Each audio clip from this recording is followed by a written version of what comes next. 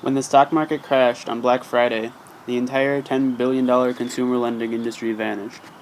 The economy continued tumbling for several months, but President Herbert Hoover, a proponent of business and charity, did not lift the gold standard and took insufficient action to mitigate rising unemployment.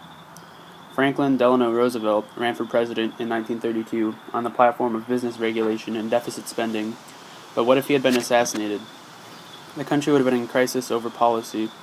The potential Democratic candidates for the 1932 election would have been J. Hamilton Lewis, a moderate New Dealer, John Nance Garner, FDR's running mate and an opponent of regulation and deficit spending, and KKK associate and Mississippi Governor Theodore Bilbo. The most popular candidate was John Nance Garner, but it's almost certain that Garner's refusal to endorse a New Deal would have lost him support from the lower classes, who would likely have preferred progressive candidate Robert La Follette. It's likely that no candidate would have secured a majority. A Republican House of Representatives would have guaranteed that Herbert Hoover remained president in 1932, though the Democrats would still have gained control of Congress. The Great Depression would have worsened in 1932 and 1933, but Herbert Hoover would have been unable to take sufficient action without betraying his constituents. Even under FDR, the United States was very close to losing everything, and without the Emergency Banking Act, the financial system would likely have entered a spiral into a negative feedback loop of increasing withdrawals and decreasing investment confidence, causing a total collapse of the financial system. The Midwestern states have started to go bankrupt during 1934. General strikes, lack of trade, lack of capital, and absence of the National Industrial Recovery Act would cause a total deconstruction of heavy industry. Financial collapse would lead to inflation comparable to other historical incidences, such as Germany in the 1920s or Zimbabwe in the late 20th century, likely more than 100% by the mid-1930s. Global trade would cease, crushing the economies of Great Britain, Japan, and China. The only nations with growing industry would be fascist Italy and the Soviet Union. Unemployment hit 25% in 1934 and would have continued to rise to 35% in 1935 without industrial funding and the Works Progress Administration. The middle and upper classes would have been left partially intact, but all would have been affected by the loss of industrial jobs and the collapse of banking. Prohibition was repealed in 1933, which would have highlighted the unpopularity of Hoover. In 1934, California almost elected Upton Sinclair, a socialist and the leader of End Poverty in California movement, for governor, and without employment programs like the CCC, poverty in California would have been much higher, and he likely would have been elected. As refugees from the Dust Bowl flooded into California, Sinclair's social security policies and California's relatively strong industrial and agricultural economy would have inspired popularity for social welfare across the country. Louisiana, under Governor Huey Long, would also embrace a radical agenda, taking control of essential industry and constructing state projects. The Share Our Wealth movement would show the power of grassroots populism, using force to suppress dissent and media. Huey Long had 25 million supporters across the country by 1935, a number which would have been much higher without the New Deal.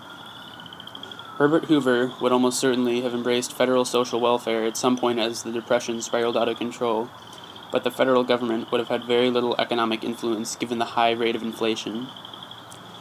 Using Mussolini in Italy and Hitler in Germany as models, the far right took off in America during that period and would have been even more successful had material conditions been more desperate. The influential priest Father Coughlin criticized business, unionists, and communists, and idealized the economic nationalism of the 1910s. Coughlin's movement, in alliance with the Share Our Wealth Society, became overtly fascist in the mid-1930s and took on a distinctly racist and anti-Semitic tone. Coughlin's movement praised Hitler and blamed Jews for both the excesses of capitalism and the degeneracy of Bolshevism. His movement, 3 million strong at its peak in reality, may have grown much more by 1936 without FDR. In 1935, Huey Long was assassinated by a rightist, and his second-in-command, Gerald L.K. Smith, was revealed to be an ardent racist and fascist.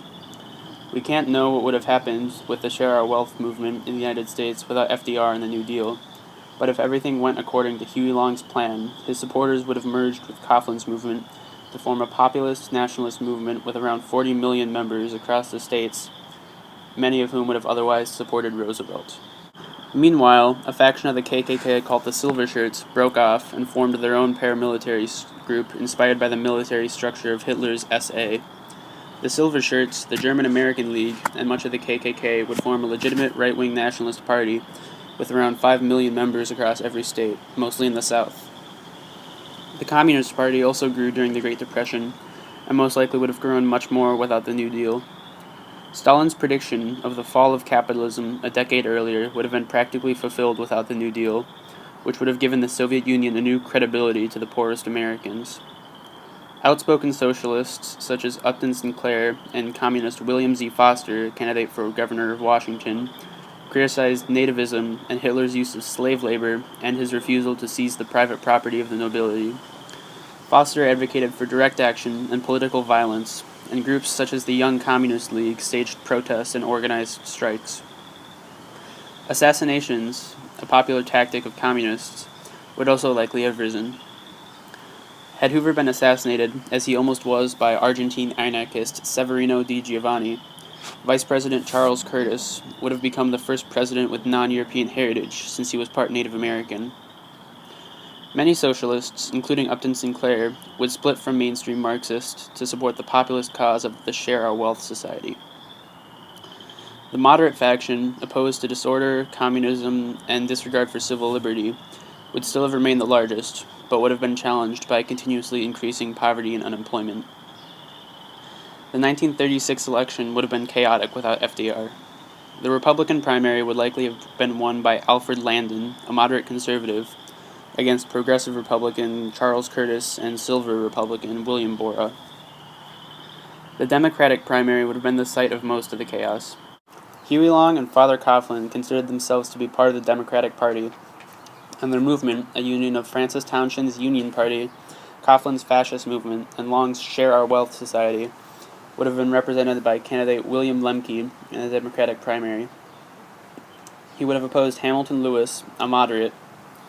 Lewis supported wealth redistribution, but not to the degree of Lemke and Share Our Wealth supporters.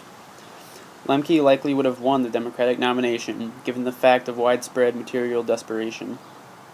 The Socialists fielded candidate Earl Browder, a communist and labor organizer, and the Silver Shirts ran their leader, William D. Peely. The Republican Party would have retained support from sections of the upper class, but other industrialists, such as Henry Ford, would likely have supported the nativist sentiment of the populist Democrats, the party of Jackson. Adolf Hitler endorsed William Peely, rallying support for the right-wing cause among members of the German-American League. The number of active communists would have been high, but they mostly would have failed to appeal to the former middle-classmen who fondly remembered 20s-era consumerism. The populist Democrats would likely have won a comfortable majority in the general election, though radical right and left-wing movements would not have been far behind. A new Democratic coalition would have been formed. Catholic fundamentalists, Southern whites, the lower class, farmers, and the nationalist section of the middle and upper class. It's unknown if a Congress dominated by fringe ideological groups would have passed the Neutrality Act or embargoed Japan, and without the shining light of liberalism to fight for, the United States would likely not have intervened in World War II at all.